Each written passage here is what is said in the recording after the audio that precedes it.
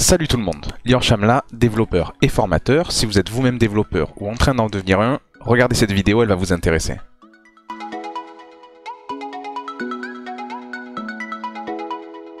Aujourd'hui, je vous parle de variables en CSS. Pas des variables en SAS ou en LESS ou n'importe quel préprocesseur, je parle bien de variables en CSS. C'est une nouveauté que j'ai appris dans les cours de Wesboss. Il existe depuis quelque temps dans la spécification de CSS la possibilité d'utiliser des variables. Et c'est ça qu'on va étudier aujourd'hui. Alors quels sont les avantages d'utiliser ces variables CSS et de ne pas utiliser ces fameux préprocesseurs? Le premier avantage, je viens de le dire, c'est de ne pas avoir à utiliser SAS, Stylus, LESS et tous les programmes qui vont avec pour justement générer la feuille de style. On n'a plus besoin de Gulp, on n'a plus besoin de Webpack ni rien. En tout cas en ce qui concerne le CSS, on peut travailler dans le CSS tranquillement. Deuxième avantage, on utilise des variables qui sont dans des feuilles de style en cascade. Donc ces variables, si elles sont définies au plus haut niveau, elles seront disponibles dans tout le document. Et si vous les redéfinissez à un certain moment, eh bien dans tous les éléments qui se trouvent en dessous du moment où vous avez redéfini la valeur de vos variables, cette valeur sera changée. Enfin, un dernier avantage, c'est que quand ces variables changent, le navigateur le détecte et repeint la page en temps réel. Vous pouvez donc manipuler ces variables avec JavaScript pour faire en sorte que votre page change en temps réel.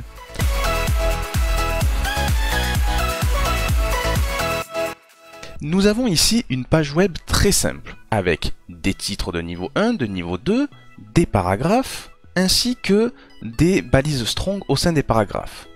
Regardons le code CSS qui permet de gérer ça. Vous avez plusieurs fois la couleur red qui se répète, vous avez certaines font size et vous avez une font family. Ce qui serait bien, et c'est pour ça qu'on utilise des préprocesseurs, ça serait de ne pas avoir à se répéter pour certaines directives. Je prends par exemple ici la couleur red. Vous la voyez ici, vous la voyez aussi ici et vous la voyez ici. Donc cette couleur red, je ne veux pas la répéter. Ce que je peux faire, c'est créer ici une variable. Alors comment je vais m'y prendre? Je vais me placer dans le niveau que j'estime être le plus haut. Par exemple, le body. Et je vais vouloir ici créer une variable que je vais appeler couleur. Pour ce faire, je vais utiliser la notation suivante, couleur, red. Désormais, quand je vais vouloir utiliser cette variable, c'est très simple. À chaque fois que j'en aurai besoin, je pourrais me rendre ici par exemple et dire var, parenthèse, je veux utiliser la variable qui s'appelle couleur. Je vais faire la même chose ici, var, couleur, et je vais faire la même chose ici, var, couleur. Si je sauvegarde, rien n'a changé. Si je vais maintenant changer ma couleur dans mon body, ici, que je vais la nommer blue, je vois que toute ma page a changé. Alors on peut encore refactoriser certaines choses. Je vois ici pour le body une font size de 15 et pour les H1 une font size de 30. Pourquoi ne pas refactoriser en créant une variable ici que je vais appeler taille et que je vais setter à 15 pixels. Je n'aurai plus donc ici qu'à utiliser ma font size en utilisant ma variable taille. Et ici, je vais vous montrer une autre petite nouveauté. Je vois que ma font size du H1 est 2 fois celle du body. Utilisons donc ici la fonction calc de CSS en disant je veux que la font size du H1 ce soit la valeur de ma variable taille multipliée par 2. Et si je sauvegarde, je vois ici que rien n'a changé.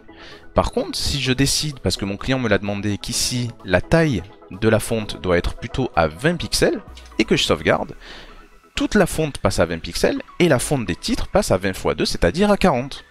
Enfin, pour utiliser ce petit côté cascade, voyons comment on pourrait faire pour modifier en cours la valeur de la variable couleur. Par exemple, j'aimerais que la couleur ça soit bleu partout, certes, mais au niveau des paragraphes, il va falloir que la couleur change. J'aimerais que ma variable couleur change à red, de façon à ce qu'ici, vous voyez, le strong qui utilise la variable couleur devienne red, et à ce moment-là, tout ce qui est en gras ici devrait devenir rouge. Si je sauvegarde, vous voyez que ma couleur reste bleue pour tout ce qui est dans le body, sauf à partir du moment où on se trouve dans un paragraphe où la couleur change à rouge.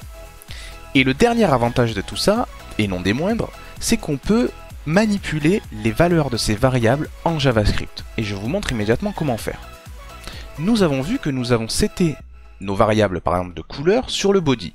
Nous pouvons donc ici dire document.querySelectorBody .style.setProperty, qui est une fonction classique du style, et on va lui dire la propriété qui s'appelle couleur. Alors ça aurait marché avec la propriété qui s'appelle font weight ou la propriété qui s'appelle font size, mais là sa propriété elle s'appelle couleur. Je veux qu'elle soit égale à green.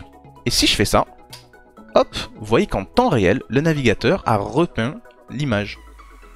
Évidemment, il ne peut pas y avoir que des avantages. Il y a aussi des inconvénients, et le majeur inconvénient, c'est que ça n'est pas encore supporté par tous les navigateurs. Je vous donne quelques liens, néanmoins, dans la description pour que vous puissiez vous renseigner.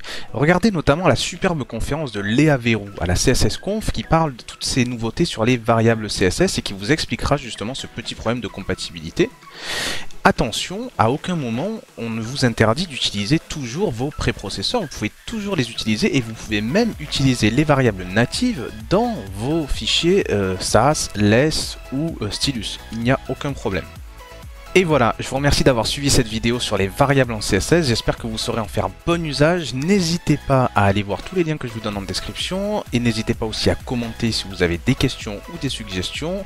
Un petit like, ça fait toujours plaisir, vous pouvez partager cette vidéo à tous les développeurs ou les étudiants en développement, et surtout, n'oubliez pas de vous abonner si vous ne voulez pas rater les prochaines vidéos. A bientôt!